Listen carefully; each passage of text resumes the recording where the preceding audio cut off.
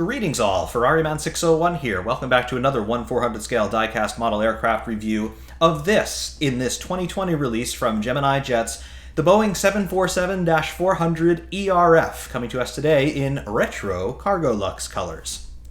The 747, it is the jumbo jet. In fact, many people still call her the Queen of the Skies.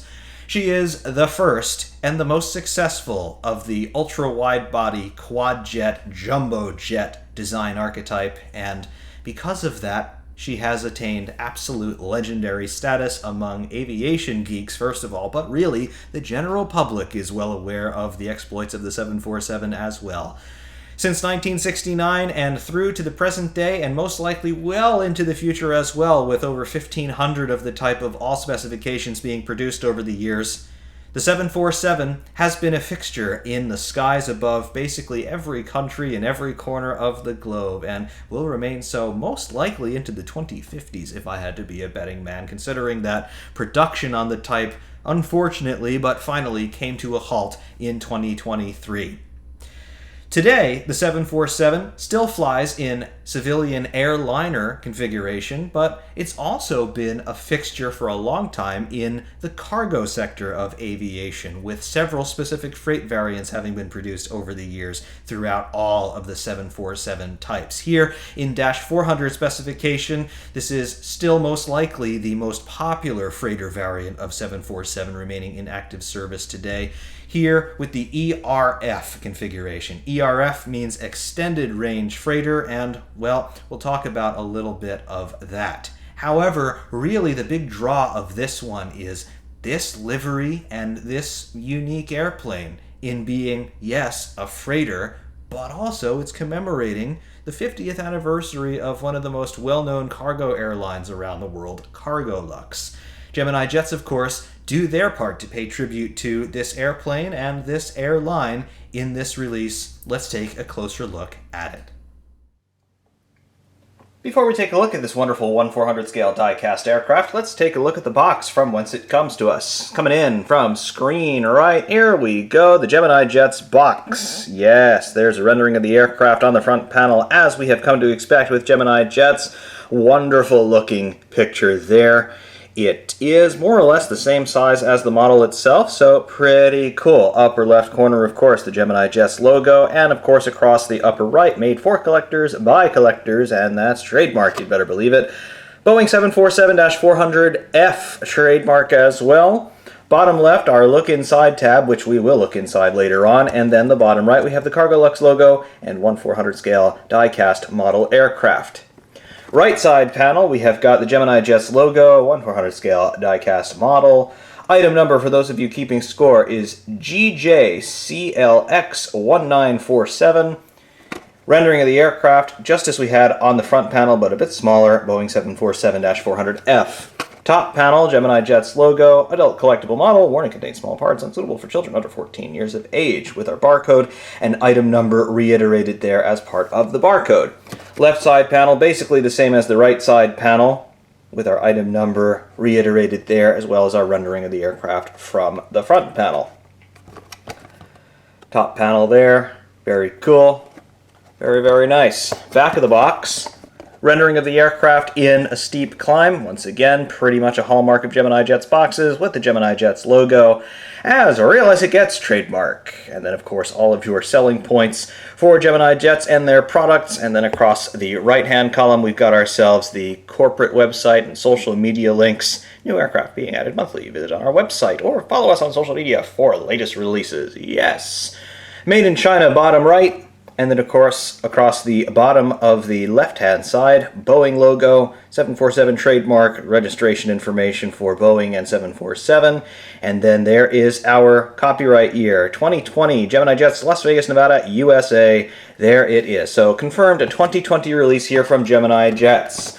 Taking a look at the Look Inside tab, though, there is the void where the aircraft and its stowage tray normally would be. However, we have our customary write-up from Gemini Jets, this time about the 747-400F.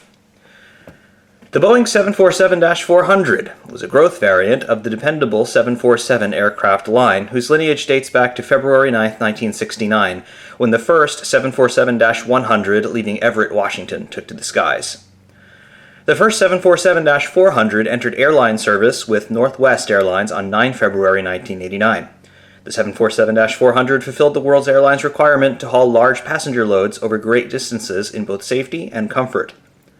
The 747-400 was the largest passenger airliner in the world until the advent of the A380 and 747-8i. The 747-400 was the most successful of the 747 series types with 694 orders. Production of the type ended on 15 March 2007. The final 747-400ERF freighter version was delivered on 22 December 2009. Although some 747-400s have been replaced by the later 747-8i, the rise in technology, efficiency, and reliability in large twin-engine aircraft had made them the choice in 747-400 replacements. Many 747-400s continue to fly for the world's airlines today, and has become a very popular aircraft for hauling cargo as well. And that's all well and good because we're talking about one of the freighter variants of the -400 today. Here we are for some specifications on the 747-400F, this particular airframe. Delivery, of course, is Cargolux. The aircraft type specifically is the 747-400ERF, so 400 extra long-range cargo freighter, something like that. Not entirely sure what the EV stands for there, but ERF stands for Extended Range Freighter, so be that as it may. Serial number for this particular airframe was 35170. The line number was 1376. Registration, as it comes to us today, is Lima X-Ray November Charlie Lima. The engines are four General Electric CF6-80C2B5Fs. First flight of the airframe was on 13 July 2006 and was delivered to Cargolux on 19 February 2020. Max takeoff weight for the 8F, not the 8F, the 400F, getting ahead of ourselves here chronologically, 875,000 pounds, cruising speed 580 miles per hour, and the range is 8,382 statute miles. In schematic view, we have got the aircraft rendered from the port side as well as from above. Length is 231 feet 10 inches. Height from the bottom of the main gear to the top of the vertical stabilizer is 63 feet 8 inches. And the overall wingspan 211 feet 5 inches. That's all visible there from the look inside tab. Very, very nice. Some decent information about the -400 series 747 in general. However, we can get a little bit more specific information about the 400F in particular, as well as from this specific airframe. Aggregating some disparate sources of information, predominantly here from Airbridge Cargo, the cargo operation out of Russia, who operate a great number of -400Fs and ERFs. They give us the following information about this particular airplane. The Boeing 747-400ERF, it is 70.66 meters long, or 231 feet 10 inches long, as our Gemini Jets box said. Its height is 19.3 meters, or 63 feet 4 inches, and its wingspan is 64.44 meters, or 211 feet 5 inches. All that checks out with the schematics and details from the box. Maximum takeoff weight, though, on the -400F, 412,769 kilograms, or 910,000 pounds. Maximum landing weight is 296,195 kilograms, or 653,000 pounds. This is a big bird after all. Cargo volume on the main deck, that is 607.7 cubic meters, or 21,462 cubic feet. Number of pallets and containers with base dimensions of 96 by 125 inches. We can fit a maximum of 30 of those on the main deck. The lower deck cargo hold, we can hold 130.3 cubic meters, or 4,601 square feet. Cubic feet, rather. 4,601 cubic feet. Bulk cargo capacity is 14 cubic meters, or 520 cubic feet. So really, we have got ourselves two predominant cargo areas on this airplane. We have the main deck, as it were. Remember, this designed as an airliner, so we have a very large main deck where seats normally would be, but for cargo operations, all of that is hollowed out. There is no seating, really. There is no carpeting, no amenities in terms of passenger comfort, because there really are no passengers, and all that is just replaced with roller track bearings in the floor so that you can slide pallets in and out, and it's just one big empty tube, basically, until you load it with all the wares that you've got to have on board. The airplane also has a couple of features that you will not see on the airliner variants of the 747 of any type. Number one, you're going to see in the aft port side fuselage, got a big cargo door right there, and although not really apparent on this model, we do have a nose hatch. The nose swings upward and forward for loading operations on the ground. So that's cool. That is not a feature that you'll see on this model. You don't have any opening features on this one. This is not one of the interactive series from Gemini Jets where you do have replaceable panels to show open and closed doors. But here, it's just a standard run-of-the-mill model, just done extremely well. And of course, via tampo printing, all the details showing the shut lines for various panels and doors are still modeled, and they're pretty apparent. And I've got to say, that given the livery of this airplane, some of these details really do stand out very nicely. So that is some cool stuff that we'll be seeing a little bit more closely later on. However, going back to this particular airframe, it's been around for a little while. The box told us that it first flew in 2006, and that is absolutely true. The first record that we have here for this airplane comes to us by way of planespotters.net.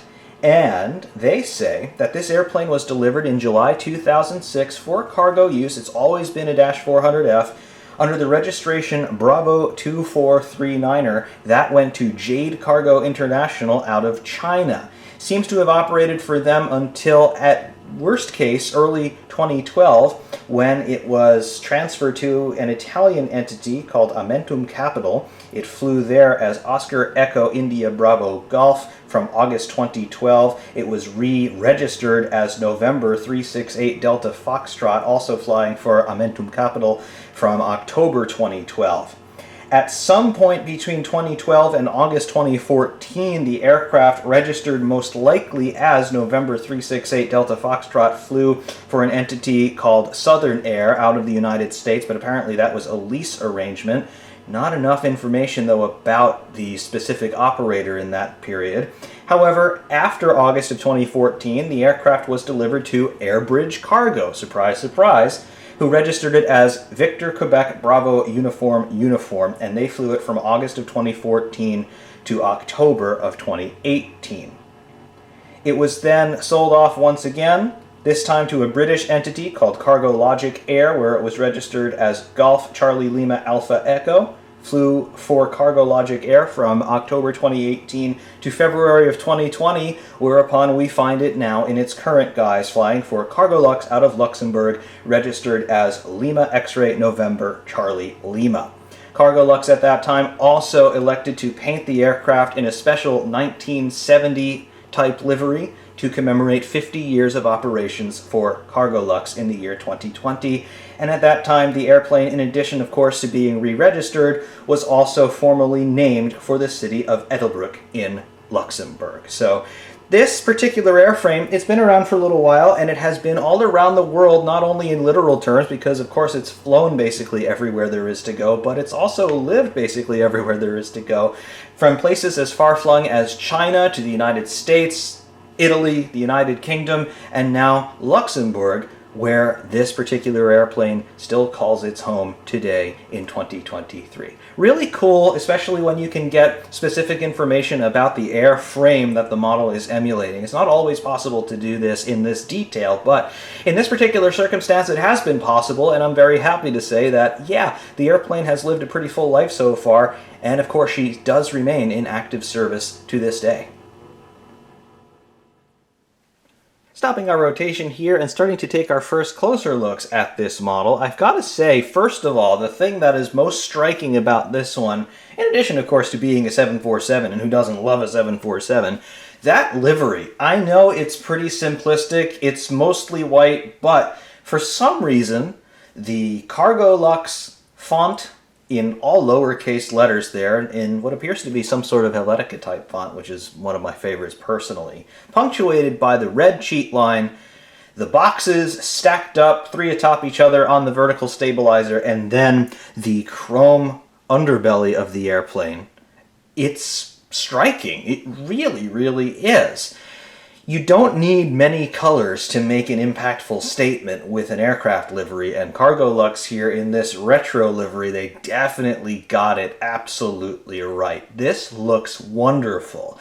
And it's also kind of evocative of the Boeing house livery of the 1960s. The newsreel footage of the first 747 taking flight, even mentioned by the box, that livery kind of resembles this one. So no, it is not the Boeing house livery by any means, but I find it personally to be somewhat evocative thereof. So this being a 747 and painted in these colors, and it's even got the raccoon mask underneath the cockpit windows, it definitely looks really good just from a purely aesthetic standpoint. However, starting to get a little bit closer into some of the details here, let's take a look on the nose of this airplane, and what do we see? Well, we see some wonderful handiwork here by Gemini Jets. First of all, you can see everything is printed very cleanly and crisply. No distortions on anything that's visible here, be it text, coloration, or details, in particular that forward cargo door that you can see in the lower half of the fuselage here just forward.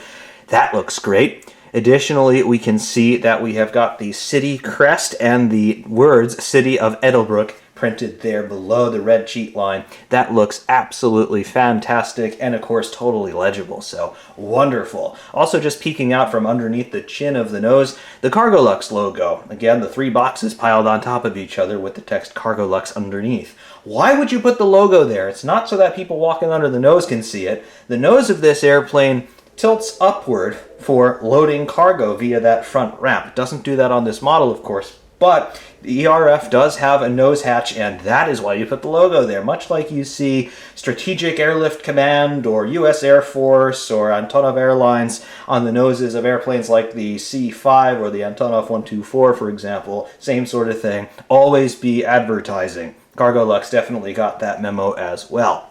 However, more run-of-the-mill things that we can see from this vantage point. Obviously, we've got ourselves the nose landing gear right there. Looks good. Rubber tires around plastic wheels. All the gear here, they do roll, and the main gear pivot as you would expect on a Gemini Jet 747, so that looks absolutely great. Additionally, more details that we can see here just printed on the Cargolux title graphics and that cheat line, which is laser straight, and it's absolutely wonderful from stem to stern. No distortion, it is not misaligned anywhere, and it looks good. No breaks in the printing that I can see here. It looks great. Upper deck, obviously the 747 being partially a double-decker airplane, the upper deck and the forward section of the fuselage. Normally, in passenger service, that would be allotted to high-paying customers, but here, for cargo duties, that is the only living quarters aboard the airplane. Longer flights, obviously, are going to necessitate a relief crew, and they're going to have to rest someplace, so that's where they would be doing that. And you can see evidence of this just based on those 3 little windows there in the hump section of the fuselage. Just forward of that, we have got ourselves the flag of the European Union, as well as an upper-level door for ingress and egress directly to the cockpit there if you had stairs or an air bridge that was going to link up to the airplane there. Lower deck cargo door here forward, as we pointed out before, that looks absolutely tremendous. Everything looks correct and really cool. Just a little bit of dust there, not an aberration in the paint. And then as we continue to move aft, we can see our wing root and wing spar. This is a cradle arrangement, as we've seen on some other 747 models from Gemini Jets, but it looks good. The shut line is crisp, and things look to be aligned very nicely. Fairings for the landing lights visible there as a printed detail. It looks good. And then as we move outboard, we can see our starboard side engine nacelles. That all looks good. Our inboard engine, just a plain white nacelle, of course, punctuated by chrome on the de-icing ring, as well as the exhaust cone on the center line of the engine. However, on the outboard engine, you can see that we have got some text on that nacelle, and maybe we can focus on it, and maybe not. However, that text right there says Cargolux. So always be advertising, even to the ground crew servicing your engines. That's a cool little thing. Moving out to the extreme outboard side of the wing here, the wingtip. We do have wingtip devices here Just simple upturned winglets there, punctuated by the Cargolux logo once again, and obviously that is to increase our lift-to-drag ratio in terms of more lift for less drag for better fuel economy. Green marker strobe light there, because this is the starboard side of the airplane.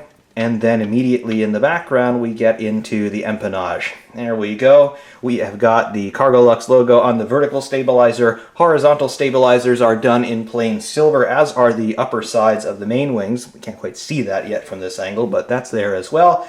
And then in the extreme upper left corner of the vertical stabilizer, at least from where we're sitting, it's really the rear section of the vertical stabilizer, we have got a seal or coat of arms of the Grand Duchy of Luxembourg. Luxembourg, the only country in the world that is a Grand Duchy. A little bit of trivia for you there.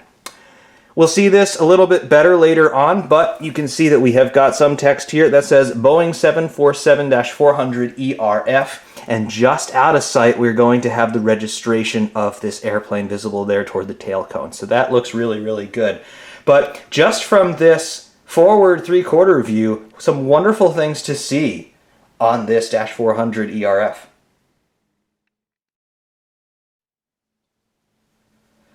From the starboard side, 90 degrees on to -400ERF. A lot of the details that we just surveyed in the previous cut will still be evident here, but some of them will be a little bit more directly visible. Returning to the forward quarter of the airplane, there we go, shown in very nice profile. All of the details that we previously discussed still, of course, visible now, but perhaps the proportion of everything is a little bit more evident to the eye. Again, my eyes are immediately drawn toward the Cargolux title graphics there in all lowercase, which is definitely a decision, and all of the Cargolux branding in terms of the text visible on the airplane is in all lowercase. Looks good. It's not grammatically correct, but it works. It's distinctive, and, well, you know, it's a Cargolux airplane, so mission accomplished there to the marketing team. However, also visible here, we have got the coat of arms and the text City of Edinburgh, once again visible. Looks good, as well as that lower forward cargo door for direct access to the cargo deck. Additionally, some more details that aren't quite visible in the previous cut, but are a little bit more visible now. We've got the nose gear doors with the text November Charlie Lima. That is the last bit of the registration of this aircraft, so that's identifiable at a glance on the ground. And really, the nose gear doors, they look good. They're scale correct. Obviously, they're shown in the open position with the landing gear extended with the airplane on the ground. You can hope the landing gear is extended if the airplane's on the ground anyway. But additionally to all of that, we can see some other details here. First of all, we have got some hardware associated with the cargo door. And then moving back forward toward the nose, you can see that we have got some static ports and pitot tubes and air data ports, things like that, contributing to the aircraft's onboard instrumentation, namely flight controls and flight data displays for the guys up in the cockpit. Looks good. Additionally, we have got one dorsal antenna visible over the hump, that distinctive forward hump in the 747 fuselage. Instrumented, of course. Very cool. Moving amidships, here we take a look. Wing spar and wing root area once again. Again, cradle arrangement, but the shut line is clean and it looks nice. Landing light fairings visible as well. And then, of course, we get into our leading edge of the main wing on the starboard side here. We've got slat detail there. Leading edge slats, of course, they extend from underneath the wing on the 747, so they pivot outboard toward the front. That detail there in terms of shut lines and some armature visible there. Additionally, we have our mounting pylons for the starboard engines right here. That looks good. We've got our inboard engine just with a plain white nacelle and our outboard engine there with Cargolux on the nacelle. Looks good. A little bit of a better view here of the exhaust sides of the engines. That's done nicely. The more forward section of that is done in chrome, and then the rearward section of that is done in a gloss gray. Looks very, very nice, and you do know that you're looking at a representation of a modern turbofan engine. Looks great. Continuing to move aft, there is our wingtip device with the Cargolux logo on it. Looks absolutely tremendous. And a slightly better view of our green marker light strobe there being the starboard side of the airplane.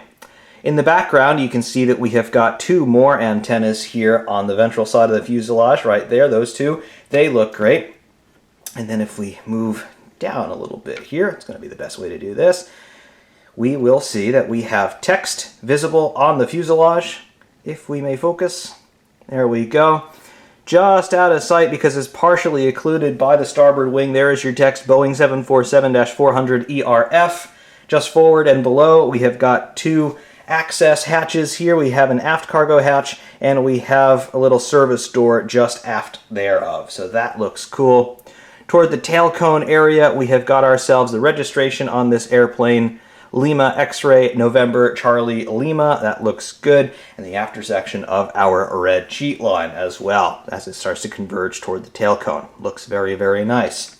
Empennage area, as we move back up, there is our vertical stabilizer in all of its glorious resplendence. Looks great with the Cargolux logo there. Again in lowercase, looks good, makes a statement without being too intrusive. I like it a lot. And of course we've got some more infrastructure back here in terms of this little hatch for accessing the little equipment bay back there associated with the auxiliary power unit.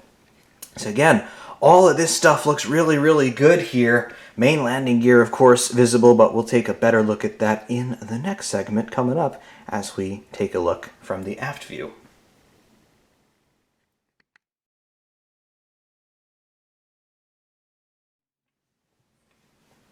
Aft view on 747-400ERF. Here we go. First of all, you can see wonderful proportion here, that tail cone and the empennage punctuated by the APU exhaust port. Looks absolutely great. That APU exhaust is a separately applied element that's not just done with paint or printing. There is actually a standalone pipe in this area, and then it is painted in silver, and then the center thereof is painted black to simulate no light in there because, well, it's an exhaust port. Also on either side of that, flanking the tail cone, we have got our horizontal stabilizers now properly visible for the first time. They are straight and level. They are not bent. They are not tweaked over at any sort of ridiculous angle. They are true. Wonderful, wonderful stuff. Additionally, you can see the red cheat line in the livery that is converging and merging with itself in the tail cone, just basically below what would be visual center there of the fuselage. Very, very nice. Below all of that, you can see the scuffed chrome underbelly of the airplane. Very nicely reflective, but not mirror-like. I like that as well. It's visually appealing without being distracting in terms of high volume reflection, so that looks good. Additionally here, we can see the attitude of the landing gear, particularly the mains. Obviously, we have got 4 bogies making up the main gear on the Dash 400 747. They look good inboard and outboard. The airplane is sitting straight and level on its gear. No problems. All of the gear roll very nicely, and the inboard landing gear here are actually sprung, as is the case for most of Gemini Jets 747 models. That's sprung to help the airplane sit a little bit more evenly on the ground if you're displaying it in a manner much like this. So that's cool. Moving outboard here on the port wing, we can see the trailing edge thereof. Exhaust sides of the engines plainly visible, as are the nacelles covering up the flap actuation armature, the canoes as it were. That all looks good. No issues there with distortion or bending. Wingtip device there in terms of the winglet, that looks good. And then, of course, as we move back inboard toward the wing root area, we can see that everything joins up with the fuselage straight and level. Very good. There are no gaps or anything like that to detract from the visual appearance of the model. Looks great. Additionally, here with the main landing gear, as we return back to centerline, you can see that we have got landing gear doors modeled for the inboard and outboard gear. Obviously, those doors are open because the landing gear is extended, but you can just see the landing gear doors here and here on the outboard gear, and then you can see these 2 tabs down the middle relative to the inboard gear. Those are the doors for the inboard gear. So that's very nicely modeled. Moving outboard on the starboard wing, again, trailing edge of the starboard wing, that also looks good with your nacelles for the flap actuation armature. That all looks great. No distortion or bending as the wing joins with the fuselage. And then, of course, moving out to the wing tip and the end vents, that all looks absolutely wonderful. So far, from all angles, this model looks really, really great, and definitely it's one that is very pleasing to the eye.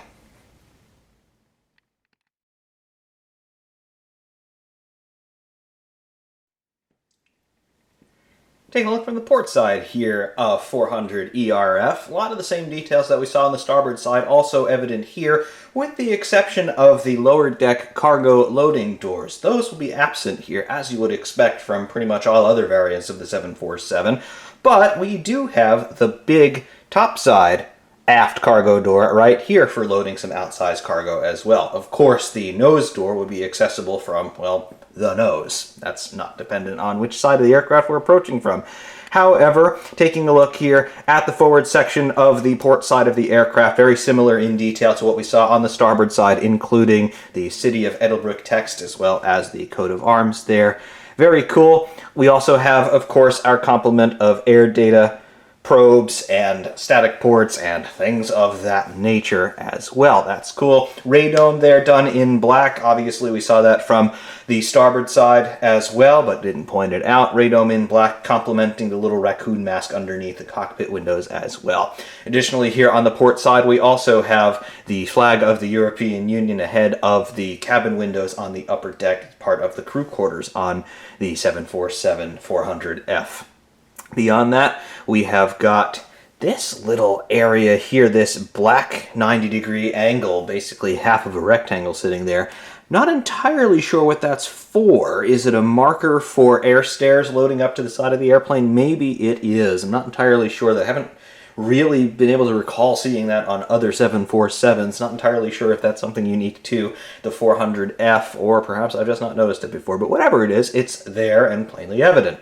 Beyond that, moving aft toward the wing spar and wing root area, some more static ports visible here. Very, very cool. In addition to our wing root and leading edge of the port wing, with the landing light fairings visible, as well as the leading edge slats here in their stowed position. Just as we had on the starboard wing, the port wing also has the two engines, as you would expect. The inboard engine has nothing on the nacelle. The outboard engine has Cargolux on the nacelle. Otherwise, the engines, of course, they are all going to be identical from one side to another, as you would well expect and as you would well hope. Dorsal antennas also visible here forward. Heading aft, there are the two aftmost antennas. That's cool. The wingtip here on the port wing, upturned there in the end fence, and our red strobe light visible there, this being the port side of the aircraft, of course. Continuing to move aft, we get into the tail cone area. We have our cargo door visible here a little bit forward, just here, and then we get our tail cone proper with our L2 door, in addition to our registration recapitulated here, Lima X-Ray November Charlie Lima, Cargolux logo on the vertical stabilizer, horizontal stabilizers visible here, as well as is here this little emblem coat of arms of Luxembourg. Very cool. You can also see the area around the horizontal stabilizer. We have got the areas here showing where the trim deflection happens. So very, very cool. Just aft of the trailing edge of the horizontal stabilizer, you just see a little sliver of the APU exhaust just sticking out the extreme rear of the aircraft. Really cool. Heading back down a little bit, there's our main landing gear visible once again. All looks good. And here you can see how the bogies are configured longitudinally with two axles, one following the other, as you would expect. Very, very nice. And then moving back toward the nose of the aircraft, there are the nose gear doors once again with November Charlie Lima reiterated there on the port side nose door as well. Really cool stuff. Great detail to see on both sides of this airplane. Very, very nice. Absolutely wonderful proportions here in terms of delivery, as well as just the overall fit and finish of the model itself. Great stuff here.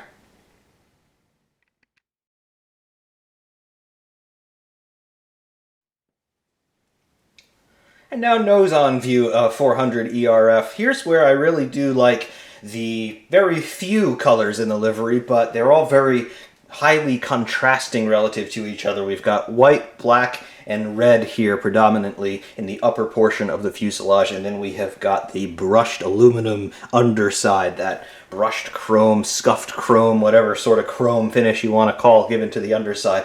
They really converge very nicely here at the nose of the airplane, punctuated by the black accents of the radome as well as the area just below the cockpit windows.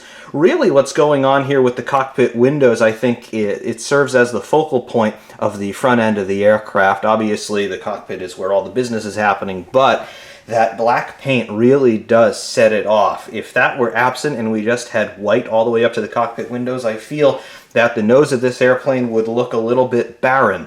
However, they decided, yeah, let's do that sort of anti-glare coating look on the front of the fuselage around the cockpit, and it really sets this thing alight visually. I really do like it. It contrasts well with the surrounding white. The red sheet line pops against the black radome, and then of course the inlet sides of the engines also contrasting nicely to create a very nice visual presence here and an overall visual field that is quite impactful while still being somewhat subdued. It's not offensive visually, but it definitely is conspicuous, and that's what you want if you want people to notice your airplane. Don't overwhelm them, but definitely make them take notice, and this airplane absolutely does that. Other things that we can see here, just macrocosmically, the proportions of everything looks absolutely wonderful. Things look straight and level. Wingtips are where they should be in terms of being bent upwards or downwards. The airplane is sitting straight and level in roll and pitch. The main gear look good. The nose gear looks good. All the wheels are well and truly on the ground. No issues with any of that. All the axles are straight and the bogies look good. Everything is wonderful. We can also see the main gear doors there, both outboard and inboard, as we take a look toward center line of the airplane. Looks great. And then the nose gear doors as well in their open positions, both of them now visible from ahead. Also visible here just on the chin area of the nose, and we can't demonstrate the nose opening, but when that nose would be open, the Cargolux logo underneath the nose would look a whole lot more apparent looking at that straight on. But as we can see it here in this oblique angle, still plainly evident as to what it is. The landing light fairings on either side, they are punctuating things quite nicely as we move away from the center line of the aircraft. And then, of course, moving out to our wings, everything looks wonderful. You can see inside the engines on the intake sides of them, we have got basically a plate cast hub and fan blade details there, but they are in there. There's no visible bypass on this model. These engines are smaller. It's not a Dash 8, for example, so the engines are not as wide as the Dash 8's engines are, but they do look the part. And of course, there are still a lot of Dash 400 747s in active service today, so you're still going to be seeing engines with this proportion on 747s for quite some time to come. But really, this is one of the better models in the collection, I've got to say. It's got the looks, and it's got the presence, and of course it's got the provenance being a 747-400, one of the most legendary civil jets ever produced, and it wears this livery very nicely, and it's a great addition to the collection.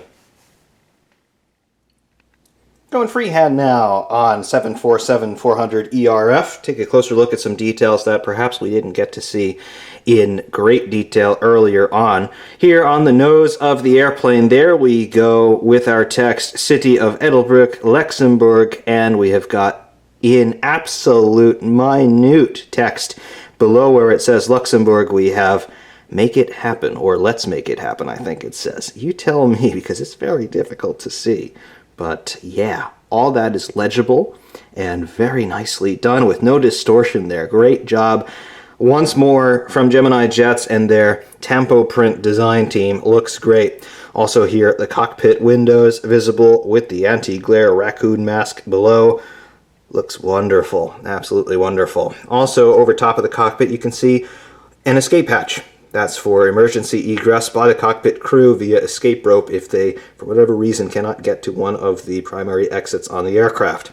Over top of the airplane, though, we have got ourselves some printed details in addition to the escape hatch. We have got a beacon strobe light and marker light, our forwardmost 3D separately applied antenna, and then as we move aft, some more antenna detail printed on, and then we have got two more separately applied antennas.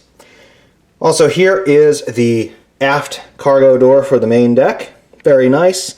You can see we have got a track system that the door slides on for opening and closing. Additionally, we have got ourselves this printed detail here. This is a rain gutter. If it's raining and you've got this door open, well, the cylindrical profile of the fuselage will just channel all the water directly into the airplane. But got this little rain gutter here that will funnel the rain off to the side so that it will fall down and keep the internal volume of the airplane reasonably dry. That's cool. Coming down, there is our text that we couldn't quite see from our previous vantage points. Boeing 747-400ERF. Very nicely printed there. And then just tucking away underneath the geometry of the tail cone, there is our registration once more. Lima X-Ray November Charlie Lima. Looks good. Empennage detail, Cargolux logo, and then our vertical and horizontal stabilizers very nicely here integrated into the tail cone. There is the silver coloration on the horizontal stabilizers, and then moving back forward to the main wings, you can also see that silver color as well, punctuated by the shut lines for our flaps, slats, and spoilers. Very cool. You can also see Cargolux logos there on the inboard side of the end fence details on our wingtip devices. Really, really cool stuff. Nice proportions here as well on the engine nacelles and pylons. Looks good. And there's that Cargolux text on the outboard engine here on the port side. Really, really great stuff here. Absolutely wonderful. And once more from the starboard side, freehand here. Just want to point out, again, we have got all the same details that we saw on the port side, particularly around the nose. They're evident here, in addition to the lower cargo doors now being present here on the starboard side, whereas they were not there on the port side, but our main deck aft cargo door is not here. So little differences from one side to another. However, we have got the Cargolux title graphics here. And I know, yes, I talked about it being lowercase and all of that, which of course it is. However, if you look at the O and the U, you will see that there are two very small areas that are not painted in the profiles of both of those letters. When I first got this model, I thought that that was an error. However, it's not. That's intentional. It's absolutely minuscule, but it's absolutely intentional, and it's there. Looks really great, and I've got to say that sort of attention to detail is what sets this model apart from, well, some others that I've got. Not necessarily in terms of the workmanship on some others is worse, but little things like that in a livery, and really it's a credit to the livery designers for the real-world airplane, but Gemini Jets, of course, reproducing all of that as best as they can. They've gone far and away beyond all reasonable expectation, in my opinion, to make this one look really authentic, and really authentic it does look. Absolutely brilliant, definitely one of my favorites. So there it was, rendered resplendently in 1/400 scale by Gemini Jets, the Boeing 747-400ERF in Cargolux colors.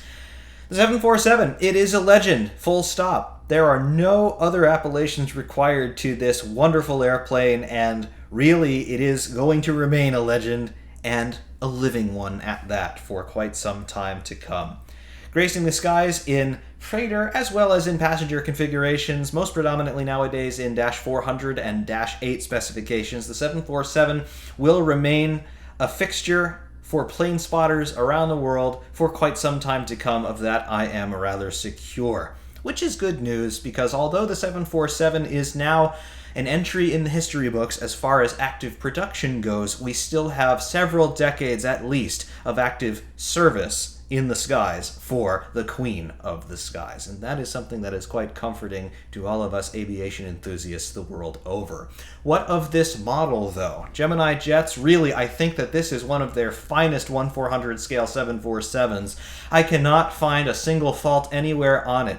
Even the things that tend to be stereotypical issues on Gemini Jet 747s, namely the main landing gear, in some cases they're very loose.